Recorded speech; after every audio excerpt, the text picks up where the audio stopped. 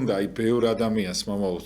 რაღაცა და ზოგს ჯადო აქვს, ზოგს რაღაცა ისა აქვს, რაღაცა ზოგი ვერ ახერხებს თქვენამდე მოსვლას, რაღაცას აი რას უნდა მიმართონ? ძირითადად თქვენ წინათაც დაარიგეთ და წეღანაც თქვით, მაგრამ მაინც თუ შეიძლება რომ გითხრათ, აი რომ რითი შეიძლება რომ ეს ბოროტი განდევნონ, აი გარდა იმისა რომ კეთილი საქციელით რაღაცა აი რა შეიძლება კიდე ფიზიკურად რაღაცა ეკლესიური რიტუალი შეიძლება ჩაატანო რომ შეიძლება მიიწვიონ მოძღვარი სახლში და ჩაატარონ მცირე აიაზვით წყლის კურთხევა. რამდენჯერმე ამა თავში წავთქვი ესა ორჯერ სამჯერ რო ჩატარდეს. თვით ამ აიაზმას ესეთი ძალა გააჩნია. ეს აგერ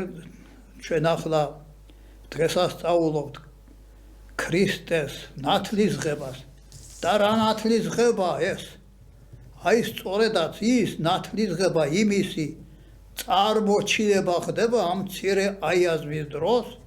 ჯვრით იმ ადგილზე თუ კი იკურთხება წყალი იგივე რამ ხდება აქ ზეცა განეხונה სული წმიდა ვითარცა ტრედი გარდამოფრიდა და დაადგა უფალს თავზე და ესე იგი ზეციდან მამის ხმა იყო ესია ძე ჩემი საყვარელი მისი ისმინეთო და მართლაც აქ გაცხადა წმიდა სამება მამა რომელიც ზეციდან ხმა მიგაცა უფალსა და იმ თელ ვინც ინათლებოდნენ იოანე ნათლისმცემელთან ერთად აქვე იყო იესო ქრისტე რომელიც იორდანეს წყალში იდგა ძე ღვთისა და მესამე პირი სული წმიდა მტრედის სახით გადამოფრინდა და დაადგა უფალს თავსაზე და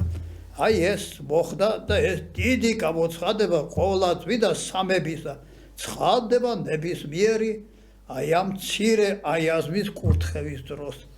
ეს გამოცხადება კიდე ისეთი არის რომ იქ ვერ არა ბოროტი ძალა ვეღარ იბოგინებს განიდევნება რა ძალისაც უნდა იყოს და ამითი განთავისუფლდება ნებისმიერი მკვიდრი ამ ოჯახისა თვით ფართი ამ სახლისას განიწმიდება და ვერ არა ბოროტი ძალა და ეშმაკი ვერ გაჩერდება აი ასეთი ძალა აქვს მცირე აიაზმას და მით უმეტეს ორჯერ სამჯერ თუ შეასრულებენ მით უფრო დიდი ძალით შეიმოსებიან ჩვენც უნდა ვსვათ ხო ადამიანებმა რა თქმა უნდა კი კარგი იქნება